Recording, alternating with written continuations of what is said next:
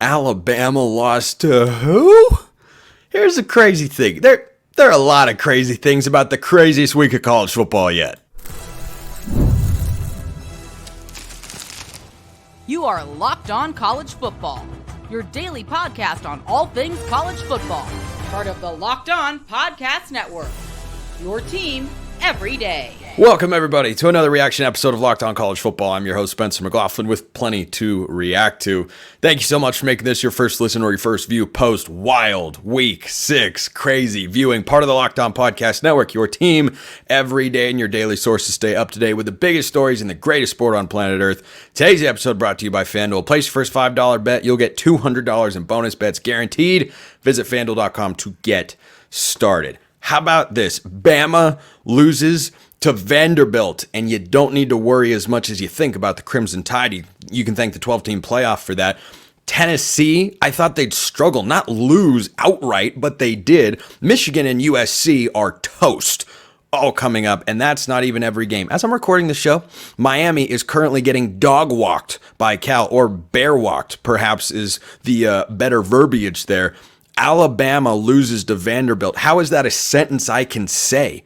How is that something that's real? College football is why. Games are played on the field, not on paper. I have to credit Joel Klatt. He called out that Alabama secondary was something that could be exploited, that the defense didn't look like it was quite there. There wasn't anything wrong with the Alabama offense. They didn't get off to a great start, but they couldn't stop Vanderbilt when they needed to. 3rd and 8, 3rd and 9, 3rd and 7. It didn't matter. Insert Diego Pavia, who has crushed hopes and dreams of big-time SEC fan bases whilst at New Mexico State and Vanderbilt. What a guy. What an interview he gave. Now, Bama's not done. Kalen DeBoer has actually done this before. Did you know that? Vanderbilt's got 3 wins. They're ahead of Alabama in the SEC standings right now. I can't believe it. Shout out to the Georgia State Twitter account who pointed out that they beat Vandy beat Bama, and they just kind of put out a shrugging emoji. That was a classic college football tweet here. But Alabama has got 1 loss. And in the 12-team playoff that you all wanted, Alabama doesn't need any help to make the college football playoff. They just have to refocus. They just have to make the defensive adjustments, and they'll be fine. Kalen DeBoer lost in his first season at Washington en route to an 11-2 year. They beat Oregon. They beat Texas. They won the last 6 or 7 games of their season. Might have even been more than that. They lost to a 3-9 Arizona State team. Kalen DeBoer's done this before. They won 11 games that year, 10 in the regular season. I don't think Kalen DeBoer is winning fewer than 10 games in this regular season. I don't. This is an incredible, it is one of the most shocking losses, up there with Appalachian State beating Michigan, up there with NIU beating Notre Dame. Here's how crazy this day of college football has been. And I'm going to have another show up once the Miami game ends, because that's taking place as I'm recording, and then I'll react to that one, because boy, plenty to say about Mario Cristobal and the Hurricanes there if they can't complete a 25-point comeback in just over a quarter. Missouri was boat raced by Texas A&M, and I could not care less. That's all I'm going to mention it on this very show, because let me read you again a true statement in the year 2024 in college football. Vanderbilt beat Alabama. Saban once upon a time lost to UL Monroe in his first year. I think Kalen DeBoer is going to be just fine. If you're jumping off the DeBoer bandwagon, I'm not. Just like I didn't jump off the Kirby Smart bandwagon when he was down 28-0 at half. He makes a comeback in that game in Georgia. They looked fine against Auburn. Not great, but Alabama is not done. Alabama's not toast. I don't think they've been exposed in the same way that other teams were in college football today. But certainly, this is one of the most stunning college football outcomes of my entire life. I couldn't believe it happened. Diego Pavia. You're never going to forget that name. Legends, they say, are born in March. For college basketball, names that you will never forget, schools that you can't ever get out of your mind because, well, they just went on this run and it was magical and it was incredible. And you're never going to forget Diego Pavia. He went into Auburn and beat the Tigers with New Mexico State, and he beats Alabama? With Vanderbilt, Clark Lee, I tell you what, he almost beat Missouri on the road. They did beat Virginia Tech, who were impressive on the road against Stanford this week. I thought they'd struggle, and they definitely did not. He has a bad loss to Georgia State, but what is Clark Lee doing? There's no real ceiling of legit relevance for Vanderbilt in the SEC. But if they can be a team that wins a game like this every few years, doesn't that make it even more fun? Because to me, it does. If that's your entire identity as a football program, when can you pull these sorts of upsets? You're playing in a construction zone in front of a crowd that has thousands of Alabama fans who think, hey, it's Vanderbilt, we're going to steamroll and do all this stuff. Nope, not happening. What a win for the Commodores. Easily. The biggest win of the Clark Lee era. Easily. To my recollection, the biggest win in Vanderbilt football history. You beat an AP number 1 ranked team for the first time ever, and it was Alabama. This wasn't some fluky team that had rapidly ascended because everybody else lost in college football, which is kind of what happened this week because week 6 was crazy. This is Alabama. This is Kalen DeBoer, who's lost 12 games ever, and one of them is to Vanderbilt while he's at Alabama, and one of them is to Arizona State, who he struggled with in his second year at Washington as well. Should he have? No. Well, Arizona State wasn't good last year. But guess what? Gave Kalen DeBoer fits. So this has happened before. Kalen DeBoer is going to be just fine. I don't have a high level of concern about his capabilities as a head coach. This is just the beautiful, crazy world of college football, giving us the greatest regular season product known to mankind, slightly taken away, though not entirely, because it's a 12-team playoff. Bama and Georgia, huge, monumental, widely viewed and consumed losses, and everyone is all caught up in it, and they can make the playoff, and they don't need help anywhere else. I didn't think that Texas A&M routing Missouri would, first of all, I didn't think it would get a second mention on the show. I didn't think it'd be at the back of my mind. I kind of forgot it happened. So many things have taken place. This has been awesome. Just a phenomenally awesome day of college football. Good for Vanderbilt. Good for Clark Lee. Good for Diego Pavia. That's just a phenomenal upset to pull. And the epitome of why you play the games on paper. Oh, wait. No, you don't. You play them on the field, not on paper. Just chef's kiss. Oh, my goodness. Vandy has taken strays on this show before. Allow me to apologize to the Commodore faithful out there. And to Clark Lee, that will never happen again. Never. Not as long as Clark Lee is the head coach of Vanderbilt will they be mentioned in passing as a horrible program that Nick Saban once infamously said, just a couple of weeks ago, is the only place that isn't hard to play in the conference. Well, Kalen DeBoer and Jalen Milroe have a different tale to tell because it was hard enough and Bama goes down. Unbelievable stuff. Unbelievable stuff in Nashville. The goalposts left the field. I wish I were in Nashville, Tennessee. I'm not a Vanderbilt fan. I wish I was tonight. And I never thought I would say that in my entire life. Alas, here we are. And that wasn't the only upset. We have another one brewing. Tennessee goes down. The Vols are teetering because they've still got to play Alabama, who's ticked off, and they've still got to play Georgia, who's still really good. What do we make of the Vols losing to Arkansas? That is coming up next. NFL fans, you can start the season with a big return on FanDuel, America's #1 sportsbook. When you get a hunch in the middle of the game, you can check out the latest stats, view live play-by-play, and so much more on the same page where you place your bets. Did you see any of this coming? Look, I had a couple of stellar underdog picks this week in the SEC. I said Arkansas covering, Vanderbilt covering. I didn't even discuss the money line.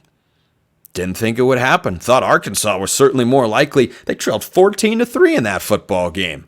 Holy smokes, what a day for the Hogs. But if you want to be in on that action, personally, FanDuel, that's the place to go. You'll get started with $200 in bonus bets guaranteed when you place your first $5 bet.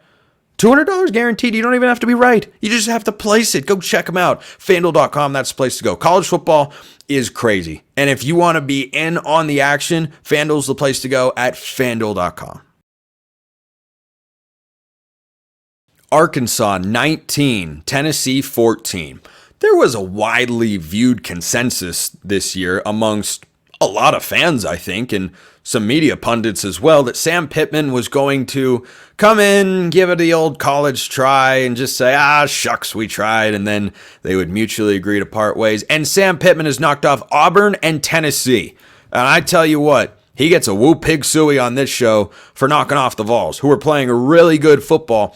I asked a question about Tennessee going into this game. What's going to happen when they meet a team, or if they meet a team, that doesn't let them just run the football at will until the end of time? Well, we found out less than 5 yards a carry, which isn't itself a bad number at 4.8. Dylan Sampson had 22 carries, 138 yards, and 2 scores. It's not itself bad, but Tennessee wasn't able to just hand the football off and dominate on the ground. And Nico, 17 of 29 for 158 yards, no touchdowns, no picks. 4 sacks for this Arkansas defense. This is a heck of a statement by the Razorbacks.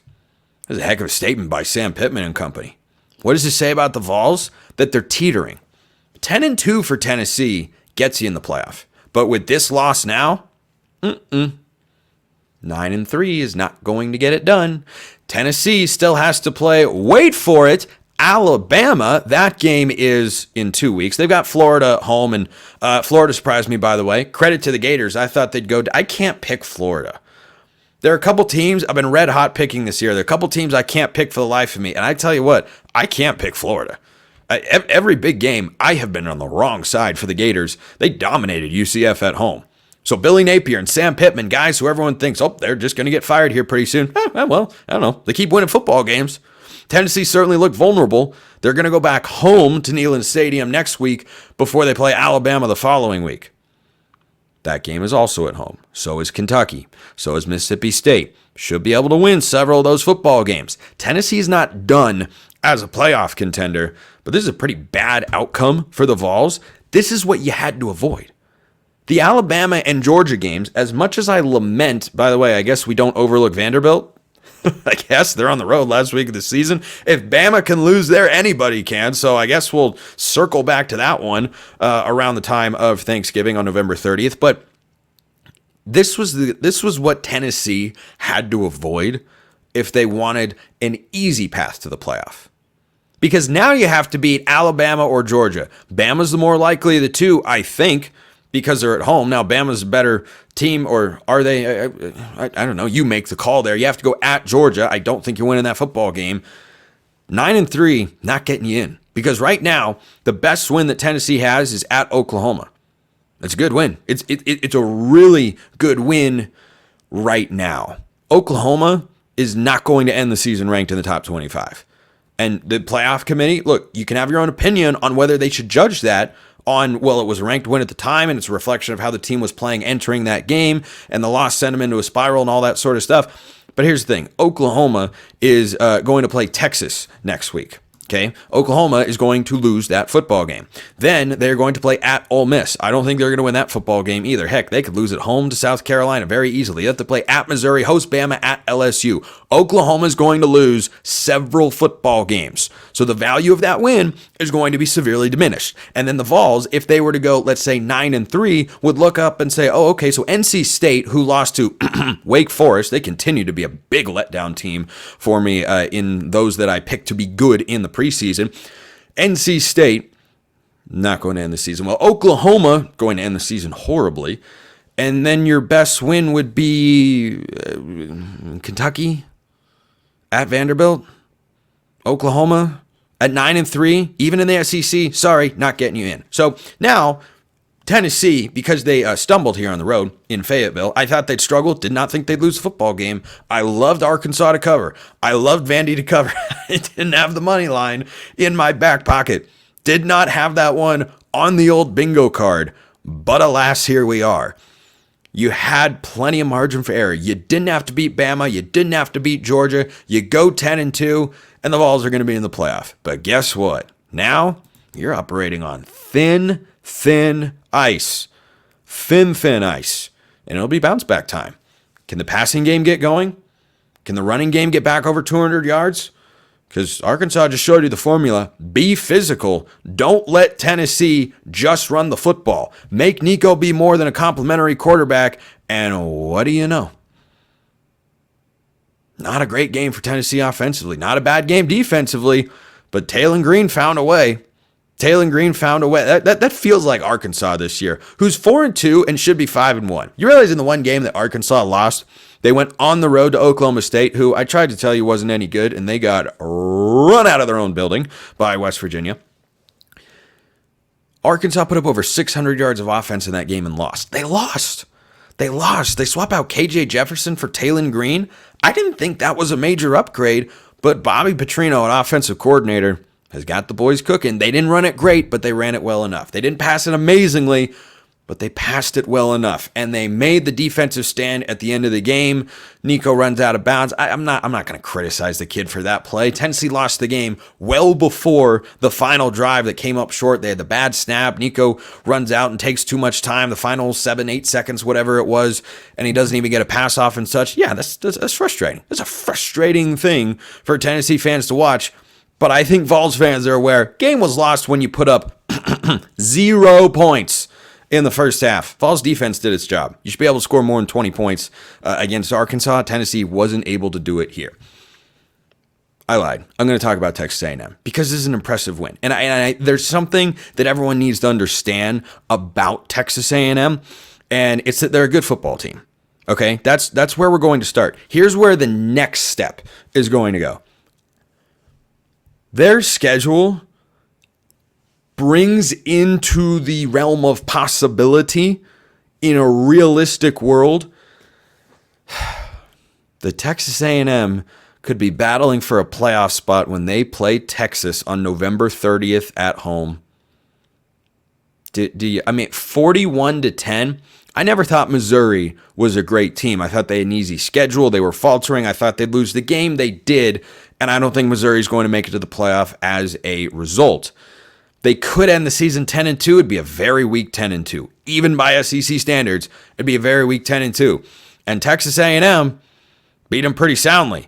And Missouri almost lost to Vandy. Now, apparently all the cool kids are losing to Vanderbilt, so perhaps that isn't the worst thing in the world. But Texas A&M, so many people can't stand the Aggies, especially people located in Austin, Texas. That game, this is why you play the games.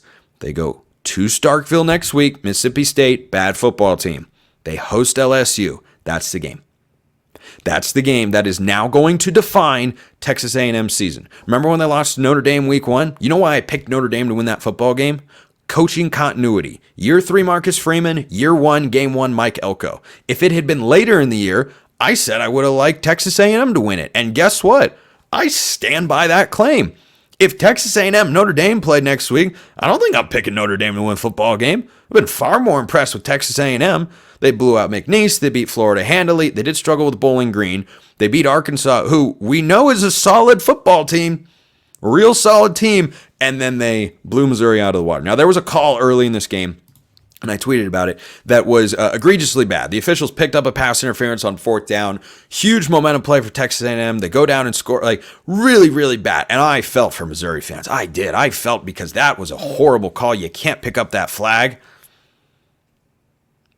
I then realized it didn't matter.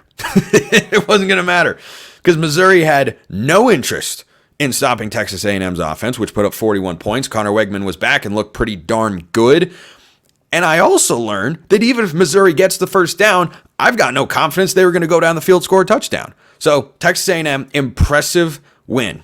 Really impressive. And people get mad. Oh, Texas A&M, they just have a bunch of money. They just buy. They just do this, blah, blah, blah, blah, blah. What are you going to say now? As Will Zalatoris said after he finally made a putt to win a tournament on the PGA Tour. What are they going to say now? You tell me. Let me know your thoughts in the YouTube comments or hit me up on X, formerly known as Twitter. USC, Michigan. We're going to hop over to the Big Ten. The Trojans, the Wolverines, toaster strudel. That's coming up next. Coming up right now is Game Time. It has a new feature. It's called Game Time Picks. It makes getting tickets for your favorite live events even easier. Game Time Picks actually filters out the fluff to show you only incredible deals on great seats so you don't have to waste time searching through thousands of tickets. Curation makes it easier to save more on sports, concerts, comedy, theater, whatever you want. You get a panoramic view from your seat in the app before you buy. Game Time has their lowest price guarantee, or Game Time will credit you 110% of the difference. Just take the guesswork out of buying tickets with Game Time. Download the Game Time app, create an account, use code LOCKEDONCollege for $20 off your first purchase. Terms apply. Again, create an account, redeem code LOCKEDONCOLLEGE. That's LOCKEDONCollege for $20 off. Download Game Time today. What time is it? Game Time.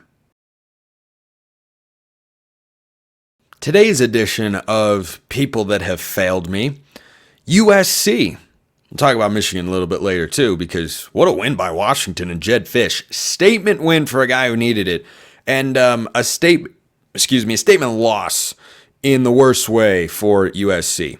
24-17. The offense sputters against Minnesota. Miller Moss throws a couple of interceptions, including the game clincher, and they lose to the Golden Gophers. The Golden Gophers, who anytime they've come up on the show this year, I've said I don't really know. I don't know what they are. I don't know. I don't know how to feel. That's a big win for PJ Fleck and company. Big win for PJ Fleck and company. It's as equally a devastating loss for USC. So they're done in the Big Ten. They are not going to have a Big Ten championship season. I thought they'd be 9-3 before the year. They could still accomplish that. Here's the problem, though. They still have to play Penn State, who they have at home next week. They still have to play Rutgers. They still have to play at Washington, which is clearly not an easy game. They still have to play Nebraska, and they have to play Notre Dame. They're going down in at least one of those football games. I think Lincoln Riley has a better football team this year than he did last year with Caleb Williams. That does not equate to he has the football team that USC fans expect to see when Lincoln Riley came over with all the hype, with all the money that he has paid. He hasn't delivered so far.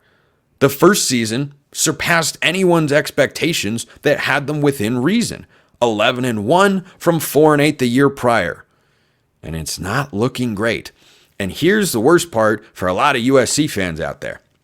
Have you ever, ask yourself this if you're a Trojan fan, have you ever encountered, I sound like I'm reading an advertisement, have you ever encountered a situation, or like an ad for one of those class action lawsuits? Have you or a loved one been harmed by this? Well, here, this is what this is for USC. Have you or a loved one that's a Trojan fan run into the narrative that Michigan or teams like Michigan and Minnesota are too physical for USC and the Trojans are not strong enough to win in the Big Ten? Well, instead of saying you're in luck, you're out of luck right now, because Minnesota, oof, that's not a great Minnesota team. It's just not.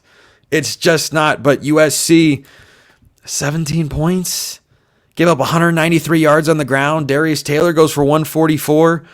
The two losses that USC has had, they gave up 144 yards to Darius Taylor earlier today and 159 yards and a game-winning touchdown to Khalil Mullings. Now, is USC one play away in that Michigan game from having one loss and the season still out? Yeah, absolutely.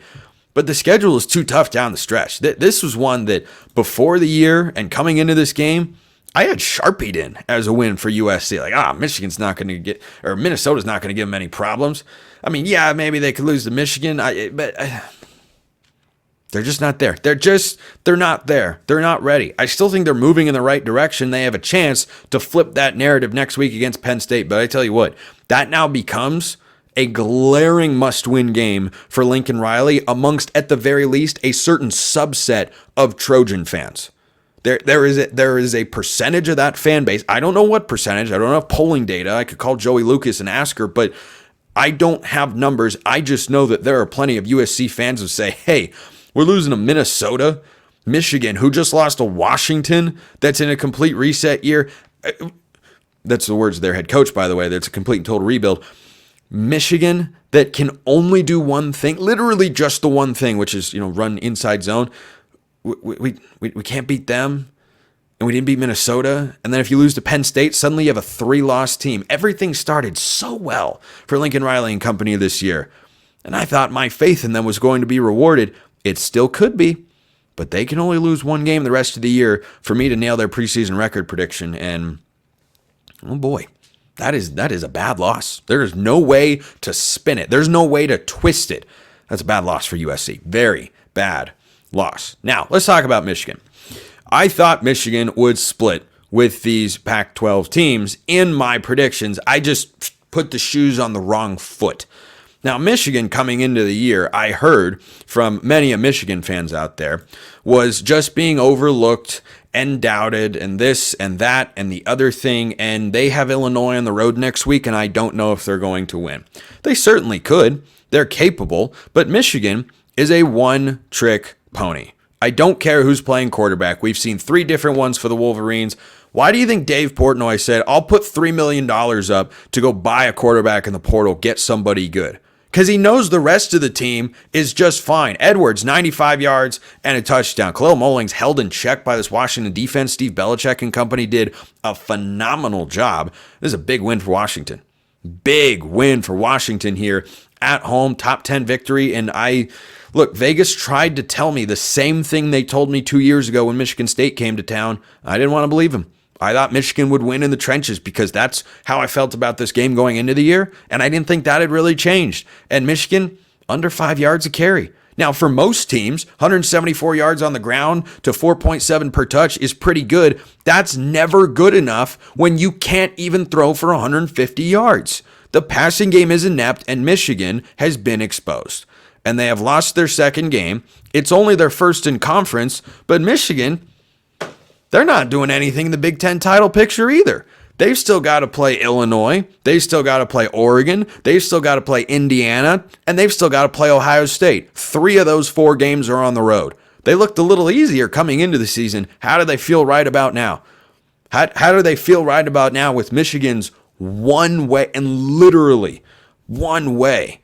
There is just nothing. I have never seen a team I've seen teams that are a quarterback away, but not to this extent, where you look up and go, wow, how good was J.J. McCarthy? Wow, how bad is this passing game that you can't even hit 200 yards? Did you know Ashton Genty's rushing prop was over 100 yards higher than Alex Orji's passing prop in this game? By the way, Orji probably went under that number because Michigan went for, Orji went 3 of 7 for 15 yards. Yeah.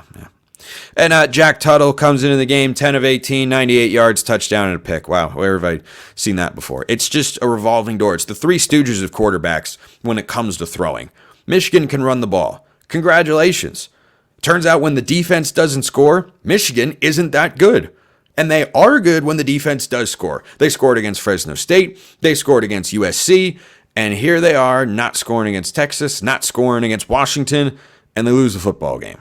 Because if the defense doesn't play perfectly, then the offense has no hope of keeping up. So Michigan, USC, pretty brutal losses here. And I didn't think either was making the Big Ten championship game before the year. I think both fan bases can say, okay, let's look ahead at what we can feel good about going forward. Because USC, they're not running the table. Michigan, they're losing at least one more time, if not twice, because Indiana's a real football team. Illinois is a real football team. We know Ohio State and Oregon are really good. That's College Game Day next week in Eugene. So craziness in the Big Ten, craziness everywhere in college football. It's a beautiful game.